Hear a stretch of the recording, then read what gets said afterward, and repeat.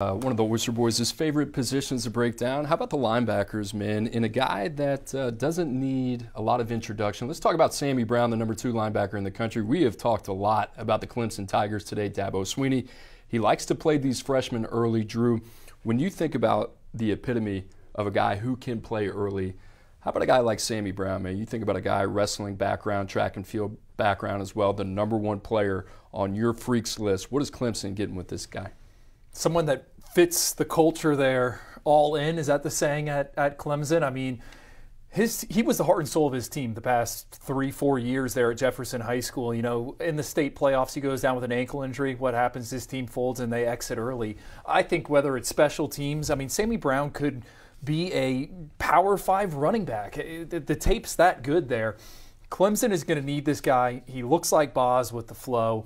I think he's a little bit better than Boz, but that was before my time. But just in the box, instincts, it all shows up, Cooper. And you would think he's more of a pass rusher, right? Someone that just goes after the quarterback. That's not what he did at the prep level. He's someone that dropped back into coverage. We were really hoping to get him at the All-American Bowl. Ended up having to get tightrope surgery, but he's there on campus at Clemson. I think he's a name to know in the ACC moving forward. 350 tackles, over 5,000 rushing yards. You know what's funny about Sammy Brown? You turn on the tape, at least it was my opinion, I thought he had a better feel for the running back position than he did a linebacker. I think he's more of an athlete that needs to grow into the linebacker position.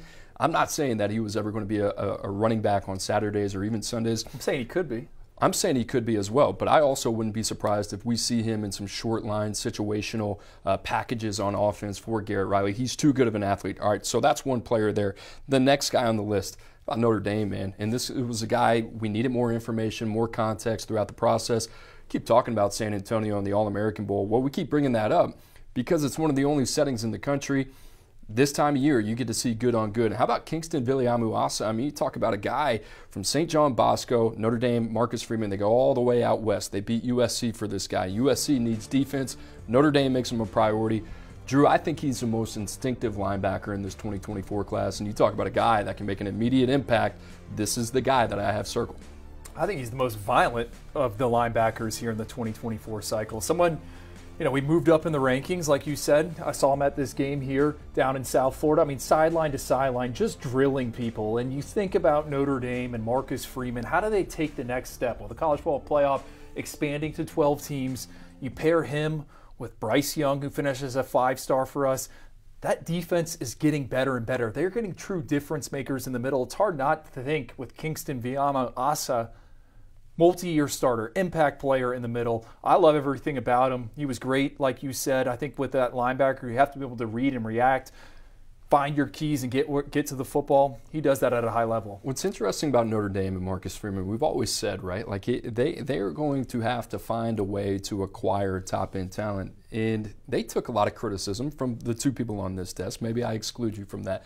But for me, they got in the batter's box with Dante Moore. They got in the batter's box with Peyton Bowen. And you kind of go down the list, Keon Keeley. That's tough. They got their heart broken. It's kind of hard to bounce back in the same way that it would be any relationship, right? To say, hey, these are the type of players that we need to bring into our program to reach a national championship. Here's the thing. If you were to say at the beginning of last year, who is going to be the highest ranked player in this class, I think all the money would be on C.J. Carr. He ends up ranked the 3rd. Right? How did they do that? It's not that they beat these teams head-to-head. Yes, viliamu-asa, they had to do that. These were great early IDs on Bryce Young, who ends up in the top 32 as a defensive lineman out of the state of North Carolina, and a really good one in Kingston viliamu-asa, who ends up in our top 50. And people might say, well, hey, those guys seem like no-brainers. Sure, at the end. But where they started in the recruitment, that was not the case. I think Marcus Freeman and his staff deserve a ton of credit for the job that they have done, really saying, hey, we have to overcompensate in today's NIL era, and we just got to be 1% to 2% better than everybody else. Those relationships matter at Notre Dame because at that place, it's all about the fit. Kind of reminds me of my time at UW. Yeah, and you're seeing that in the 25 cycle right now, number 1 ranked class. We talked about this a little bit on our show Tuesday. Just the early identification, getting those kids on campus, and more importantly, building the relationships and selling kids on South Bend, selling them on the logo, selling them on the tradition of playing there for the Irish. Excellent job so far. I think the 2025 class has a chance to for them to add even more difference makers to the mix. All right, let's talk a little bit about the Florida Gators. A lot has been talked about DJ Lagway. Billy Napier still putting it together on the recruiting trail. Guy that you really like, late riser for us, Aaron Childs. Yeah, Aaron Childs, him, Miles Graham, two top 247 linebackers for us.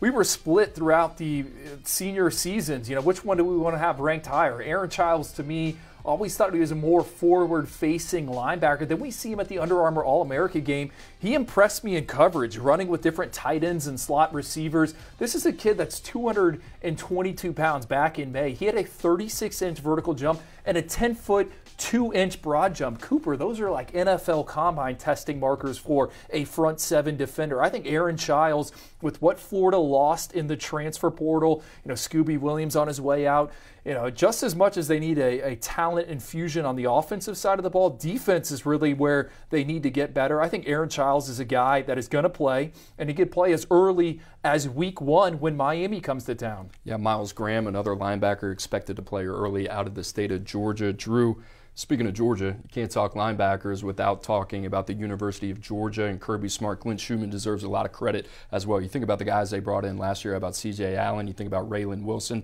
Troy Bowles as well, bright future for him. This year they follow it up with Justin Williams, the number 1 linebacker in the country, Chris Cole, not too far behind, a 5-star for us, and then Chris Jones, a guy that we like out of VA.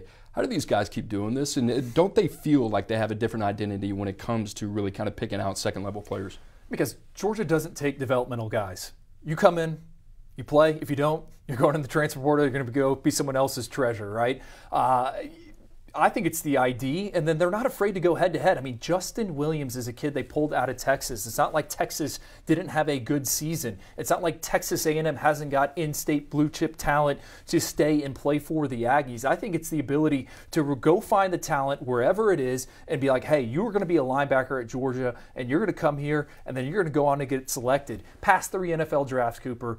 19 defenders out of Georgia have been selected. How many more are they going to have here in 2024? 4 or 5 more guys. If you go to Georgia and you get on the field, you're going to go get a paycheck on Sundays. And I think that's what's working for not only just at the middle level of the defense, but in the trenches and in the secondary. I know you like Chris Cole. You're the one that kind of pushed for him to get that 5th star. What makes him stand out? Athletic, speed backer, projection, shows up in Orlando. You're like, who is that guy? I know. A couple INTs as well. A lot to like about him.